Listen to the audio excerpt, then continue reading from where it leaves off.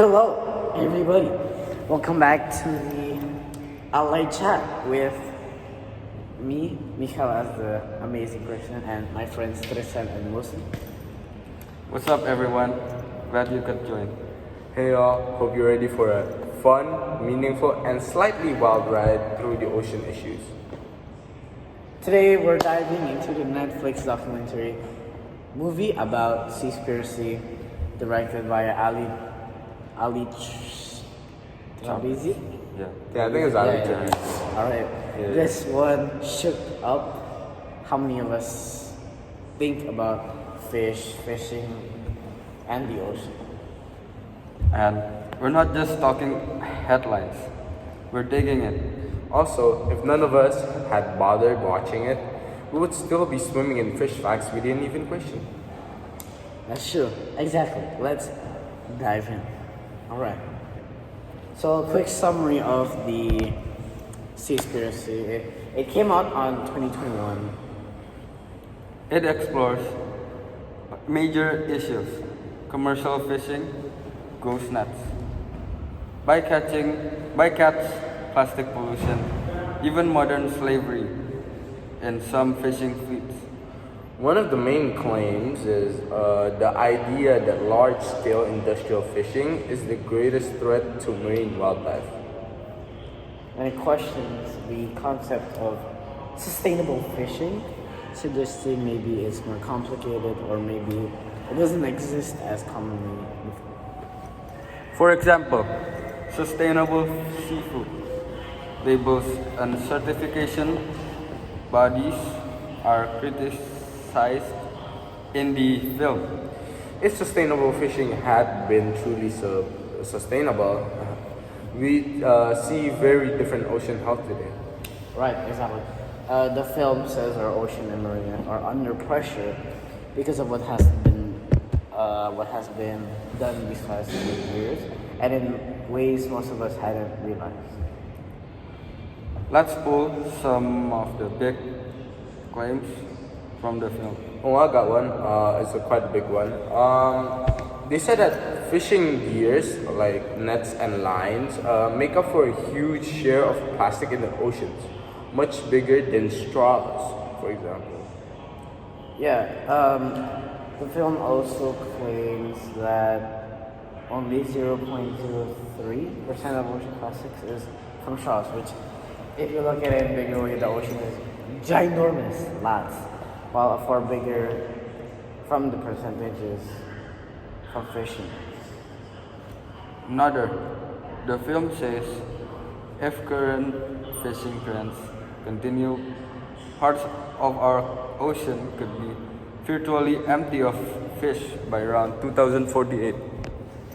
Well, if we hadn't ignored small fishing practices and overlooked the big industrial ones, maybe the 2048 projection wouldn't sound so terrifying.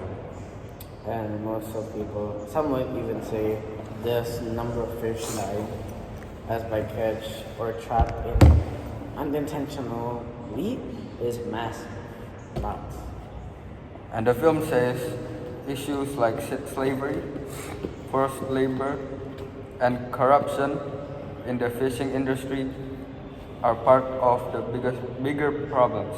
That is actually true. Now, for example, if I'm not mistaken, they mentioned fishing fleets in 47 countries with reported forced labor, actually. Most of these stats make you pause, make you think, and wow, I thought fishing was just catching fish, all that kind of stuff. But there's so much hiding underneath the reality. So, Wilson and Tristan, how was your reaction? How did you feel after watching this amazing film? I was shocked. I mean, I knew there was overfishing, plastic, and more, but scale of it, the film really made me go, wow. Same here, actually. If we had known how much fish die from bycatch earlier, we might have stopped eating seafood sooner. I felt a mix, you know. I started disliking seafood even though I never liked it in the first place. But the salmon, those were exceptions. Anger, I felt anger, sadness, but also motivation, you know, because the film doesn't just show bad stuff, it pushes you to ask, what can I do as to help in the ocean? And I appreciated the visual of and storytelling, but at the same time, I wondered if it was a little sensational. Yeah, you feel something deep, but then you also ask, is everything presented exactly accurate, which leads us to Right. The nuance. nuance. Yeah, because yes, the film has been praised for raising awareness, but it also has raised critique. For example, the MSC responded saying sustainable fishing does exist and fish stocks can recover under proper management. So, from sorry everybody, the phone died. My deep apologies. No, yeah, continue because yes, the film has been praised for raising awareness. Wait, you said that before. My bad, my bad. All right, now the fun and hopeful part. What can we actually do after watching this film? First step, think about your seafood consumption. Ask, where did this fish come from? How was it caught?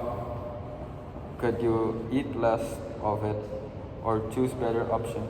In Indonesia or wherever you are, context matters. If we live near the coast, fish might be a cultural or a dietary staple. So solutions can't just say, stop eating fish. But fish has a lot of protein, so good for most people who are skin restricted. If more of us had asked those questions earlier, maybe the ocean would have been in this current shape right now. Another, support local fishers who use lower impact methods. Support marine protected areas. Support policy that regulates big industrial fishing and subsidies. Making sense. If we had a stronger voice, more of us speaking for oceans and communities, we might see change faster. And also stay informed. The film gives awareness, but reading reputable sources helps you make smart choices as well. For example, reading facts, FAQs, by groups like Oceana. Yeah. And from a mindset perspective, it's not about guilt, it's about connection and action. If we just feel bad and do nothing, nothing changes. Right, small action matters. Maybe skip fish one meal a week. Maybe choose a plant-based diet for a bit. Talk to friends. Share what you learned. Right? If we hadn't followed up with additional reading and credible sources, we might accept everything uncritically. Exactly. And the cool thing, you can make it local. Ask your school community, cafe, where does this fish come from? Alright, now for a self-reflection time segment. Now before we wrap up, quick reflections from each of us. Wilson, start. I'm going to keep thinking about how my choices matters. Even though I'm just one person, I can still contribute. And I'm going to talk more about this with my family and friends. I guess I'll say this. If humans had respected the ocean from the start, marine life would still be thriving. But since we're here now, we have a chance to help steer things. And maybe I'll add. watching SeaSpiracy was like an alarm, you know. Not because I'll never eat fish again. Maybe I will, maybe I won't. But because I'll ask questions I didn't before, I'll try to do better than I was before.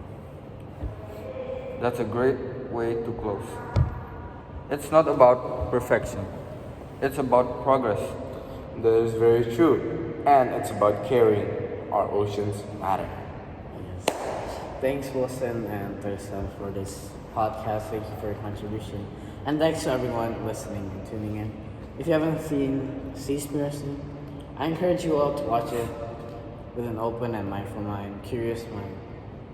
If you have seen it, we hope our talk helped you unpack it a little bit more and maybe inspired some action. Well, very true. Next time on Ally Chat, we'll probably dive into the top comments suggested topic, but don't make it weird. Stay tuned and keep being curious. Until then, be kind to our oceans. And remember that if the ocean dies, we die as well as humans. Because we need the ocean for their fishes and all those natural resources. True. And ask questions and keep thinking. Bye for now, and kindly apologies if Wilson was keep going forward and back. The screen was about to turn off. Yeah. Well, bye everyone. I'll see you.